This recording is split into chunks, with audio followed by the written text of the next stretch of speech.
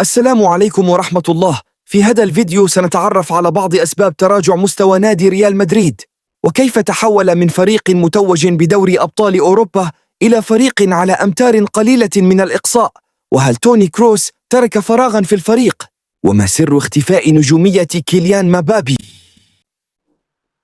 وظهرت المشاكل في التوازن والأبداع والكفاءة والدفاع في جانب الملعب، مما أغرق نادي العاصمة في حالة من الكآبة. ويبدو أن الإيطالي كارلو أنشيلوتي مدرب الفريق الذي أشيد بإدراته الاستثنائية في الموسم الماضي عاجزاً عن إيجاد الحلول لإعادة فريقه إلى المسار الصحيح. وقال المدرب بعد الخسارة أمام ميلان: على اللاعبين أن يتقدموا خطوة للأمام، وعلي أن أفعل ذلك معهم. وتلقى الريال 9 أهداف في آخر 3 مباريات، وجميعها على أرضه، مما يعكس مخلوف أنشيلوتي.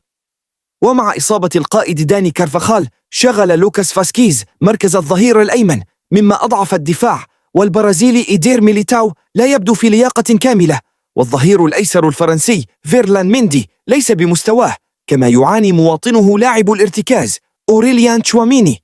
ويبدو أن الألماني توني كروس قد ترك فراغا في توازن خط الوسط، حيث أن اللاعب السابق يعرف كيف يضبط إيقاع اللعب ويربط الفريق بطريقة يفشل الأوروغوياني فيديريكو فالفيردي في تنفيذها.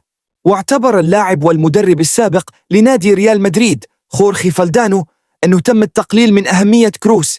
لا يوجد توازن كبير في الفريق، ووجود كروس كان بمثابة علاج، لأنه أعطى الفريق الصبر الذي يحتاجونه وسرعته الذهنية عندما كان يجب تسريع اللعب.